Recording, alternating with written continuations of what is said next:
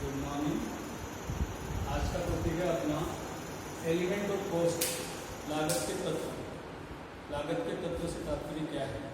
लागत के तत्व से तात्पर्य है उन साधनों पर की गई व्यय या उनकी लागतों से हैं जिनकी सहायता से किसी वस्तु का निर्माण किया जाता है। अर्थात लागत के तत्व ऐसे वे हैं जिनकी सहायता से लागत का निर्माण किया जाता है। इसमें मुख्यतः 3 तत्व सम्मिलित होते हैं: सामग्री लागत, श्रम लागत और व्यय। सामग्री, श्रम और व्यय। जैसे उदाहरण से समझाते हैं कि जैसे एक व्यापारी है, बिजनेसमैन है, वो अपना व्यापार मूर्ति बनाकर बेचने का करता है। अर्थात मूर्ति बनाकर भारत माता की मूर्ति बनाता है और उनका प्रोडक्ट करके और मार्केट में बेचता है। तो इसके लिए उसे इन तीनों बिंदुओं पर विचार करना होगा। सर्वप्रथम उसे ये डिसीजन लेना होगा कि उसका मटेरियल क्या होगा, अर्थात मूर्ति का निर्माण कौन सी मटेरियल से होगा। अर्थात मिट्टी की मूर्ति बनाकर बेच सकता है, मार्बल की मूर्ति बनाकर बेच सकता है, या किसी मेटल की मूर्ति बनाकर बेच सकता है। सपोज वो भारत माता की मूर्ति के लिए मार्बल प्रयोग करता है, तो मार्बल जो होगा, मार्बल की जो कॉस्ट होगी वो सामग्री लागत के अंतर्गत इंक्लूड की जाएगी, उसे सामग्री लागत कहा जाएगा। इसी प्रकार अब व्यापारी ने या उस व्यक्ति ने मार्बल खरीद लिया, लेकिन वो मार्बल पड़ा ही रहेगा जब तक कि उस व्यक्ति को न तलाशा जाए जो उसे उस मार्बल को भारत माता का रूप दे सके। तो ऐसे व्यक्ति को जब वो तलाश कर लाएगा और उस पर वो व्यक्ति अपनी प्रतिभा दिखाएगा, अपना हुनर दिखाएगा और उस पत्थर को वो भारत माता का रूप देगा। उस व्यक्ति को जो भुगतान किया जाएगा, उस व्यक्ति को भुगतान की जाने वाली राशि में लेबर कॉस्ट के अंतर्गत इंक्लूड की जाएगी। चलो, इसके पश्चात मार्बल से व्यक्ति ने प्रतिभा दिखाई, मजदूर ने उस पर प्रतिभा दिखाई, वो भारत माता का रूप ले लिया। लेकिन अभी भी जिस पोस्ट की वो उम्मीद कर रहा था, जिस मूल्य की उम्मीद कर रहा था, वो मूल्य से वसूल नहीं हो पा रहा है, क्योंकि अभी उस पर और कार्य किया जाना बाकी है। जैसे उसको अट्रैक्टिव बनाने के लिए उस पर विभिन्न प्रकार के पेंट वगैरह आदि का प्रयोग करता है। इसके अतिरिक्त और भी अन्य खर्चे व्यापारी ने किए हैं। जैसे उस जहां वो कार्य किया जाता है उस बिल्डिंग का किराया उसे चुकाना होता है, मोबाइल फोन आदि का खर्चा करना पड़ता है, बिजली पानी का खर्चा करना पड़ता है, स्टेशनरी पे खर्चा करना पड़ता है। तो अर्थात सामग्री और श्रम के अतिरिक्त जो अन्य व्यय किए जाते हैं उसे हम व्यय के अंतर्गत इंक्लूड करते हैं। तो किसी भी वस्तु की लागत में इन 3 तत्वों का महत्वपूर्ण स्थान है। इन 3 तत्वों को मिलकर ही किसी वस्तु का लागत निकल कर आती है। इसको आगे निम्न प्रकार से विभाजित किया गया है: element of cost. Element cost में मटेरियल कॉस्ट, लेबर कॉस्ट और एक्सपेंसेस। मटेरियल कॉस्ट के भी 2 भाग किए गए हैं: direct material, indirect material. Direct labour cost के भी 2 भाग किए गए हैं: डायरेक्ट लेबर, इनडायरेक्ट लेबर। और एक्सपेंसेस के भी 2 भाग किए गए हैं: डायरेक्ट एक्सपेंसेस, इनडायरेक्ट एक्सपेंसेस। तो direct material, direct wages, direct expenses, ये मिलकर डायरेक्ट कॉस्ट या प्राइम कॉस्ट कहलाती है।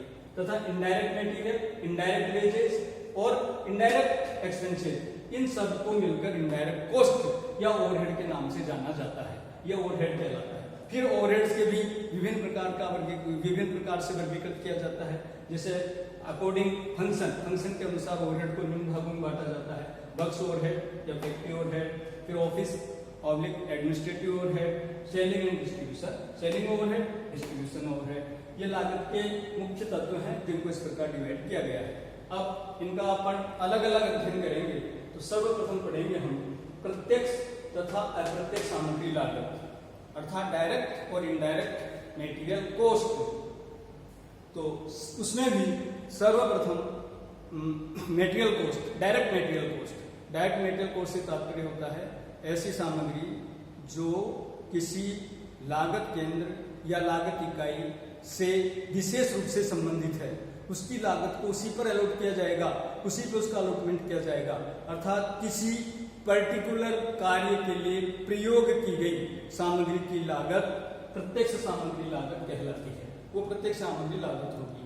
इसके लिए निम्न विशेषताओं का पूरा होना आवश्यक है, अर्थात किसी सामग्री को प्रत्यक्ष सामग्री लागत में इंक्लूड किया जाए या नहीं किया जाए, इसके लिए इन 3 विशेषताओं का होना, 3 विशेषताओं का पूरा किया जाना अति आवश्यक है। फर्स्ट विशेषता है कि सामग्री ऐसी होनी चाहिए जिसे उस वस्तु में पहचाना जा सके, उसकी पहचान हो जाए। जैसे बिल्डिंग बनाते हैं और बिल्डिंग बनाने में ईंट या पत्थर जिससे बिल्डिंग बनाई गई है वो मुख्य सामग्री होगी और मेन मटेरियल होगा, उसे उसमें पहचाना जा सकेगा। इसी प्रकार दूसरी विशेषता जो है, सामग्री का मूल्य इतना पर्याप्त हो कि उसका मेजरमेंट किया जा सके, उसका मूल्य अलग से निर्धारित किया जा सके, दूसरी विशेषता। तीसरी विशेषता है कि उपयोग में लाई गई सामग्री का अनुसार पृथक रूप से रखा जा सके। अगर इन तीनों विशेषताओं को पूरा करते हुए कोई मटेरियल प्रयुक्त की गई है तो उसे हम डायरेक्ट मटेरियल के नाम से जानेंगे। वो डायरेक्ट मटेरियल होगा, उसे डायरेक्ट मटेरियल की परिभाषा में इंक्लूड किया जाएगा। डायरेक्ट मटेरियल को production material, primary cost material, process cost material, convertible material के नाम से ही जाना जाता है। और इसके अंतर्गत निम्न प्रकार की सामग्री सम्मिलित की जाती है। निम्न प्रकार की सामग्री कोष्ठ को डायरेक्ट मटेरियल कोष्ठ कहा जाएगा। क्रय की गई विशेष सामग्री, पहला, किसी पर्टिकुलर कार्य के लिए अगर कोई सामग्री खरीदी जाती है तो उस सामग्री की जो लागत होगी वो प्रत्यक्ष सामग्री लागत डायरेक्ट मटेरियल कॉस्ट होगी। इस प्रकार भंडार से, यदि किसी पर्टिकुलर जॉब के लिए भंडार से कोई सामग्री, स्टोर से कोई सामग्री शुरू की जाती है तो उसे भी डायरेक्ट मटेरियल कॉस्ट के अंतर्गत इंक्लूड किया जाएगा। एक प्रक्रिया से दूसरी प्रक्रिया को, कई प्रकार के प्रोडक्शन ऐसे होते हैं जिन्हें विभिन्न प्रक्रियाओं में पूरा करना पड़ता है और एक प्रक्रिया द्वारा निर्मित माल दूसरी प्रक्रिया में ट्रांसफर होता है। तो एक प्रक्रिया द्वारा निर्मित माल जब दूसरी प्रक्रिया में जाएगा तो ऐसी वस्तु भी अगली प्रक्रिया के लिए डायरेक्ट मटेरियल कॉस्ट कहलाएगी। फिर है प्राइमरी पैकिंग। प्राइमरी पैकिंग, कई प्रकार के प्रोडक्ट ऐसे होते हैं जिनकी सुरक्षा के लिए उन्हें एक विशेष प्रकार की पैकिंग में बांधना आवश्यक होता है।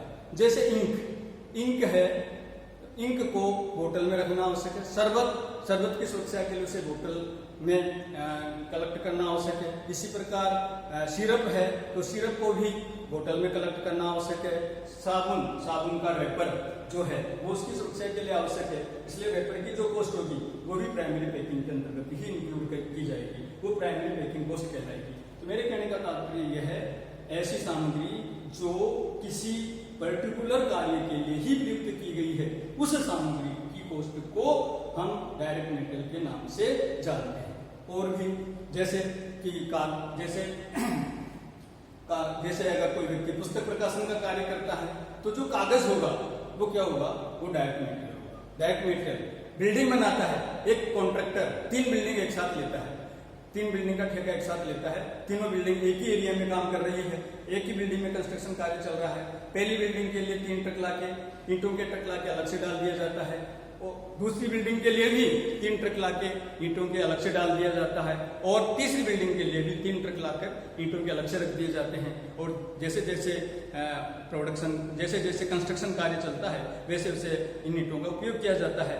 चूंकि ये सारी ईंटों की कॉस्ट जो होगी वो सारी विशेषताओं को पूर्ति कर रहा है, क्योंकि बिल्डिंग में ईंटों को पहचान लिया जाएगा कि ये मकान ईंट का बना हुआ है, इसलिए पहली विशेषता होगी। इसका मेजरमेंट भी संभव है, 3 ईंट ट्रकों की लागत जो भी आएगी, जिस रेट से ईंटें खरीदी जाएगी वो उसकी लागत का मेजरमेंट संभव है। तीसरी है कि इनका हिसाब अलग अलग रखना ना संभव है, क्योंकि 3 ट्रक पहली बिल्डिंग के लिए, 3 ट्रक दूसरी बिल्डिंग के लिए और 3 ट्रक तीसरी बिल्डिंग के लिए काम में है, इनकी लागत का अलग अलग हिसाब रखना आवश्यक है। तो ये ईंटों की जो लागत होगी वो प्रत्येक सामग्री लागत ही कहलाएगी। और सपोज एक बजरी का ट्रक, रेत का ट्रक बीच वाली बिल्डिंग पे डाल दिया जाता है, और जितनी आवश्यकता ए सामग्री को हुई, जितनी आवश्यकता बी सामग्री बी बिल्डिंग के लिए हुई, और जितनी आवश्यकता सी बिल्डिंग के लिए हुई, उनको लिए अलग अलग मटेरियल का रेत का प्रोवाइड करा दिया जाता है। तो जो रेत की कॉस्ट होगी, जो बजरी की कॉस्ट होगी, वो डायरेक्ट मटेरियल की परिभाषा में इंक्लूड नहीं होगा। तो फिर से क्या कहा जाएगा,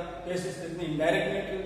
इनडायरेक्ट मटेरियल से तात्पर्य अप्रत्यक्ष सामग्री लागत से तात्पर्य ऐसी सामग्री लागत से है जो एक पर्टिकुलर जॉब से संबंधित नहीं है, उसका संबंध विभिन्न जॉब से है, किसी पर्टिकुलर जॉब के लिए ना होकर जिसका संबंध कई जॉब से है और उसकी लागत का अलग से हिसाब नहीं रखा जाता, उसे हम कहते हैं इनडायरेक्ट मटेरियल।